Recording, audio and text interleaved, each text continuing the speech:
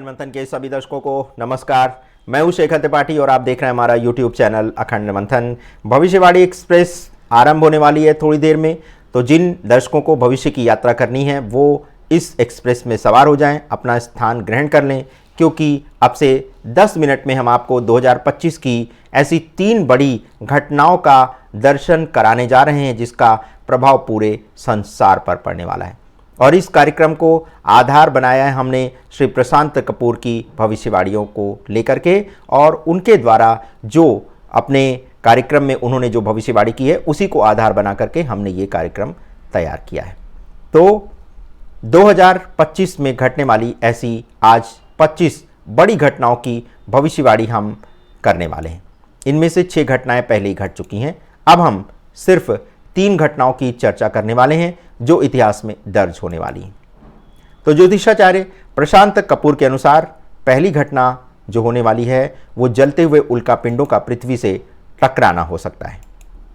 ज्योतिषी गणना के अनुसार 14 अप्रैल 2025 से एक ऐसा ग्रह संयोग बनता दिखाई दे रहा है जो इस ओर संकेत कर रहा है कि ब्रह्मांडीय पिंड पृथ्वी की ओर तेजी से बढ़ेंगे। इनमें से कई उल्कापिंड जलते हुए पृथ्वी के ध्रुवीय क्षेत्रों और बर्फीली जगहों पर टकरा सकते हैं। विशेष रूप से अलास्का, साइबेरिया, लद्दाख और हिमालय के ऊंचाई वाले क्षेत्रों में ये घटनाएं देखने को मिल सकती हैं। कहीं कहीं जंगलों में भीषण आग लगेगी जिससे पर्यावरण को भारी क्षति होगी। क्या आपने नोट किया है कि पिछले कुछ वर्षों में मौसम का जो चक्र है वो असामान्य रूप से बदल रहा है? क्या आपने देखा है कि जब गर्मी का चरम का समय आता है तब अचानक ठंड बढ़ जाती है? ये संकेत दे रहा है कि 2025 में पृथ्वी पर जलवायु परिवर्तन की सबसे विचित्र घटना होने जा रही है। ये घटना इतिहास में दर्ज होगी जब आग और बर्फ ने पृथ्वी को एक साथ झकझोर दिया होगा। दूसरी घटना है पृथ्वी पर एलियंस का बढ़ता प्रभाव। जी हाँ, 2025 में हमने आपको बताया था कि बृहस्पति और शनि का 800 वर्षों का दुर्लभ संयोग हुआ था और ये संयोग एलियंस की गतिविधि को बढ़ाएगा। 2025 में ये प्रभाव और अधिक सक्रिय होने वाला है। विशेष रूप से जर्मनी, उत्तर भारत और अमेरिका में ऐसी रहस्यमयी गतिविधियां देखने को मिल सकती हैं।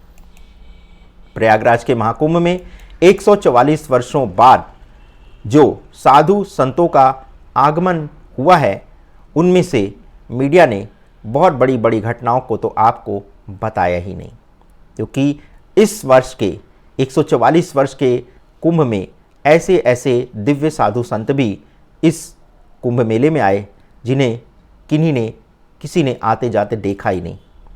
क्या ये केवल साधारण साधु संत थे या फिर कुछ और? क्या ये यक्ष, गंधर्व और नागा साधु वास्तव में दूसरी दुनिया के लोग थे? ये घटना अब पूरी दुनिया में चर्चा का विषय बनेगी। क्या पृथ्वी को बचाने के लिए कोई गुप्त शक्ति सक्रिय हो रही है? ये प्रश्न आज हम इसलिए उठा रहे हैं क्योंकि 144 वर्षों में लगने वाला ये कुंभ कोई मामूली कुंभ नहीं था। लेकिन इस कुंभ में एक माला बेचने वाली लड़की और एक आईआईटी बाबा को छोड़ करके कोई चर्चा मीडिया में हुई ही नहीं। लेकिन ये भी ईश्वरीय एक तरह से योजना थी, क्योंकि अगर उन गुप्त शक्तियों के बारे में लोगों को पता चल जाता तो ईश्वर की योजना में कहीं व्यवधान पड़ सकता था।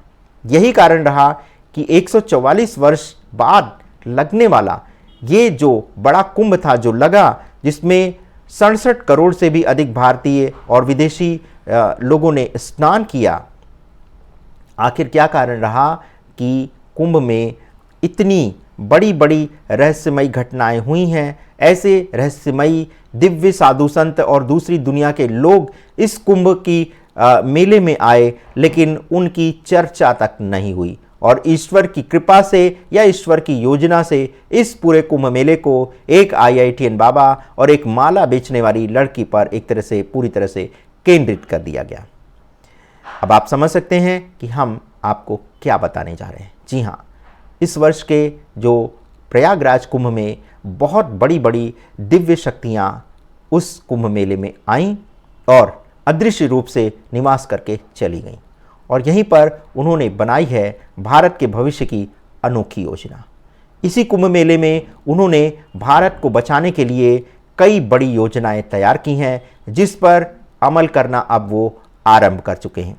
वो यहाँ से लौट तो गए हैं, लेकिन अब वो अपनी योजनाओं को कार्यान्वित करने के लिए अब पूरी तरह से जुट गए हैं, क्योंकि अखंड मंथन का उद्देश्य किसी भी घटना को सेंसेशन बनाना नहीं है, बल्कि आपको मूल रूप में वो जानकारी देना है जिसकी आपको आवश्यकता है। तो आप ये समझ सकते हैं कि ये कुंभ कोई साधारण कुंभ नहीं था, और हम आपको एक कार्यक्रम में पहले भी आपको बता चुके हैं कि कुंभ तो एक तरह से समाप्त हुआ है, लेकिन कुंभ का असली खेल अब होने वाला है।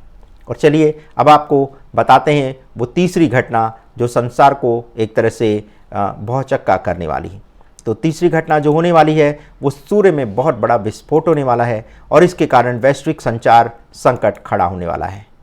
2025 में सूर्य का विक्रमी संवत 2082 में प्रभाव इतिहास का सबसे शक्तिशाली प्रभाव के रूप में देखा जाएगा। सूर्य ग्रह की बढ़ती ऊर्जा के कारण बड़े बड़े सौर विस्फोट होंगे, जिससे सैटेलाइट और कम्युनिकेशन सिस्टम प्रभावित होने वाले हैं। टीवी, इंटरनेट और नेविगेशन सिस्टम अस्थायी रूप से बंद हो सकते हैं। कम्युनिकेशन ब्लैकआउट होने से दुनिया भर में हड़कंप मच सकता है। क्या आप सोच सकते हैं कि अगर इंटरनेट और संचार सेवाएं कुछ दिनों के लिए पूरी तरह ठप हो जाएं तो दुनिया कैसी दिखेगी? क्या हम फिर से 90 के दशक की दुनिया में लौट जाएंगे? ये घटना इतिहास में दर्ज होने वाली है, जब पूरी दुनिया का डिजिटल सिस्टम अचानक से ठप हो जाएगा। क्या 2025 मानवता के लिए एक निर्णायक वर्ष होने वाला है? ब्रह्मांडी घटनाएं, जलवायु परिवर्तन और रहस्यमयी शक्तियां, ये तीनों मिलकर के 2025 को एक बड़ा विचित्र वर्ष बनाने वाली हैं, और अंतरिक्ष से आने वाले इस संकट को लेकर के अभी भी आप पूरी तरह से अनजान हैं। अब ये सरकारों और वैज्ञानिकों के ऊपर है कि वे इन संकेतों को समय रहते समझें और सतर्क हो जाएं, या फिर पूरे संसार को भविष्य में होने वाली घटनाओं के लिए छोड़ दें। तो आज का हमारा ये जो कार्यक्रम था, ये आधारित था ज्योतिषाचार्य प्रशांत कपूर की भविष्यवाणी पर, जिसमें उन्होंने 3 बड़ी घटनाओं का संकेत दिया है, और ये 3 बड़ी घटनाएं पूरे संसार को दहला सकती हैं।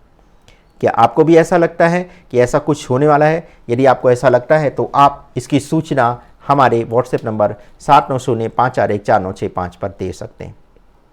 आज के इस कार्यक्रम में बस इतना ही।